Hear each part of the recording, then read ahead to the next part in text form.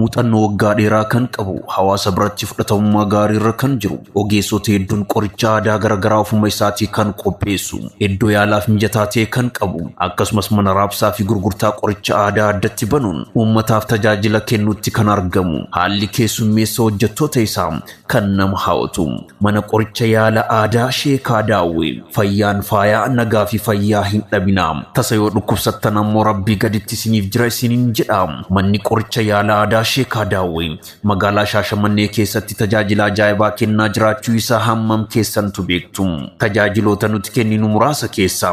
yaala dhukkuba kintaarootiin dhukkuba gaggabdoo dhukkuba falfalaa yookiin sihirii harka namaa waan lafaa budaa fi jinnii dhukkuba gogaa fi baccarroo dhukkuba sinbiraa yookiin hadhooftuu dhukkuba garaachaa fi raammoleef dhukkuba fincaaniin wal qabatan dhukkuba narvii fi ilkaanii dhukkuba gurraa akkasumas tajaajila koobaa fi sukkuumii qaraatii quraanaa yookaan ruqyaa fi kan kana fakkaatan yaalaa fi qoricha haala bareedaa ta'een nu biraa ni argattu maal kana qofaa qorichoota aadaa hedduu haala daakuutii fi zayitaatiin qulqullina isaa karaa eeggateen oomishame yoo barbaadan tokko tokkoon yoo barbaadan ammoo darzanaanis ni raabsina mana qoricha yaala aadaa Sheekaa Daawwee arguun amanuudha argamni kenna magaalaa Shaashamannee buufata konkolaataa Haroo Ganda Duwwaa tokko garaa duubaatti gamoo waldaa jalatti argamna odeeffannoo fi hubannoo barbaadan kamiifuu lakkoofsi bilbilaa kenna Duwwaa 993 98